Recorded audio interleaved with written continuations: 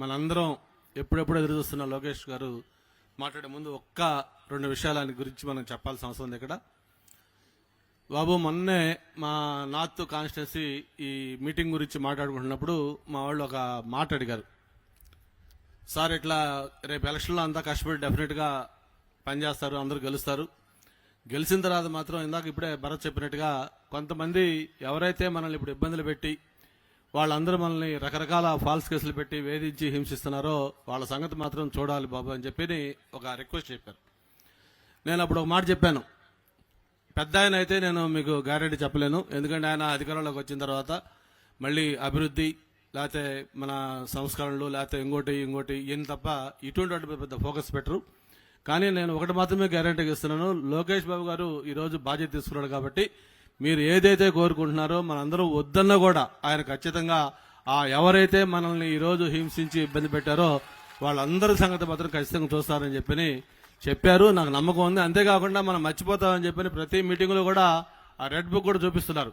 అంటే అది ఎంత కమిట్మెంట్తో ఉన్నారో దానికి ఒక చిన్న ఉదాహరణ అని చెప్పని కూడా తెలియజేసుకుంటూ, మరి నిన్న రాప్తాడ్ మీటింగ్ జగన్మోహన్ రెడ్డి గారు సిద్ధం మీటింగ్ పెట్టారు. నిన్న ఆ మీటింగ్లో దాదాపు ఒక 3000 ఆర్టీసీ బస్సులు, అంటే మొత్తం ఒక ప్రభుత్వ వ్యవస్థను ఏ విధంగా ఈరోజు పార్టీ కార్యక్రమాలకు వాడుకుంటున్నారో అది ఒక చిన్న ఉదాహరణ. 3000 ఆర్టీసీ బస్సులు పెడితే మొత్తం 3 జిల్లాల నుంచి కూడా మొత్తం మొబిలైజ్ చేసి ఆ ఒక క్రౌడ్లో చూసుకొని ఆయన ఒకటి మాట్లాడుతూ ఒకటి అన్నాడు, ఫ్యాను ఎప్పుడు ఇంట్లో ఉంటుంది, సైకిల్ బయట ఉంటుంది, అలాగే గ్లాసు సింక్లో ఉంటుందని చెప్పి చాలా గొప్పగా చెప్పారని చెప్పి అనుకున్నాడు ఆయన.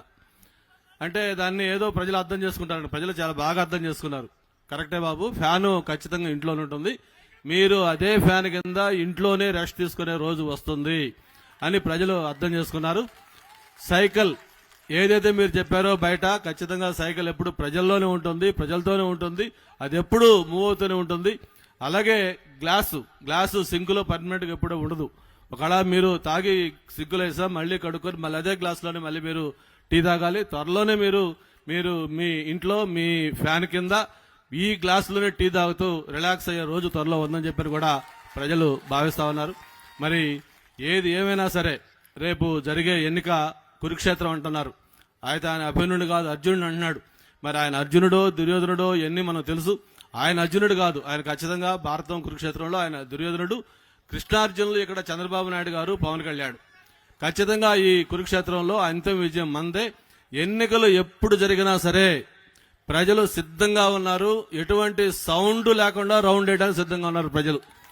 అటువంటి తరుణం కోసం అందరూ ఎదురు చూస్తా ఉన్నారు. ఈ విశాఖపట్నంలో ప్రత్యేకించి బాబు మొన్న 2019 రాష్ట్ర వ్యాప్తంగా కూడా మరి వైఎస్ఆర్ పార్టీ ప్రభంజనం వేసినప్పుడు కూడా ఇక్కడ ఏమీ చేయలేకపోయింది, నగరాన్ని తాకలేకపోయింది. 4 దిక్కులు కూడా నార్త్ ఈస్ట్ వెస్ట్ సౌత్ 4 కూడా తెలుగుదేశం పార్టీని గెలిపించిన ఘనత విశాఖపట్నం ఉంది. మళ్లీ రేపు ఒకటే చెప్తా ఉన్నాను, ఈ ఉమ్మడి 3 జిల్లాల్లో మీ వైఎస్ఆర్ పార్టీ నాయకులకు ఎవరికైనా ధైర్యం ఉంటే ఈ 3 సీట్లు మేము గెలుస్తాం, ఈ 35 సీట్లు అని చెప్పే ధైర్యం దమ్ము మీకుంటే ఆ 3 సీట్లు మీరు చెప్పండి. ఇదే మీకు బహిరంగ సవాల్ అని చెప్పిన కూడా ఈ సందర్భంగా తెలియజేసుకుంటూ, గత ప్రభుత్వం వచ్చిన దగ్గర నుంచి కూడా ఇక్కడ ఇన్ఛార్జీల పేరుతో సామంతరాజులు ఉండేవాళ్ళు. ఒక ఆయన ఉండేవాడు నెంబర్ 2 కింద, అన్నింటిలో నెంబర్ 2 ఆయన ఇక్కడి నుంచి కొద్ది రోజులు ఆయన ఉన్నాడు, ఆయన వెళ్ళిపోయాడు. ఆయన తర్వాత ఇంకొక ఆయన వచ్చాడు. వీళ్ళంతా కూడా మొత్తం చూస్తే ఒక చిట్టా మొత్తం చెప్పొచ్చు. వైజాగ్ లో నేను క్యాపిటల్ తెస్తా ఉన్నాను, ముఖ్యమంత్రి గారు షిఫ్ట్ అవుతా ఉన్నారు. ఈ నెల జనవరి ఫిబ్రవరి మార్చి ఇట్లా డిసెంబర్ దాకా 12 నెలల పేర్లు చెప్పారు. అట్లాగే మన పండుగలన్నీ పేర్లు చెప్పారు. దసరా, దీపావళి, వినాయక చవితి, క్రిస్మస్ ఇవన్నీ వస్తా ఉన్నాయి, పోతా ఉన్నాయి. కానీ వాళ్ళు చెప్పింది ఎక్కడ కూడా జరగట్లా. మరి ఈ రోజు ఆయన మొత్తం రాష్ట్రం మొత్తం బాగా చేస్తానంటా ఉన్నాడు. ఈరోజు సొంత చెల్లి బయటకు వచ్చి ఆమె మాట్లాడుతుందో మనం వింటా ఉన్నాం.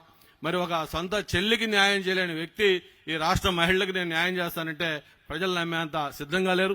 మీరు ఏం మాటలు చెప్పినా బాయ్ బాయ్ జగన్ అని చెప్పడానికి ప్రజలు సిద్ధంగా ఉన్నారని చెప్పని తెలియజేసుకుంటూ, మరి ఇప్పుడు మన యువ నాయకులు లోకేష్ బాబు గారిని మాట్లాడుతుందిగా కోరుతున్నాను.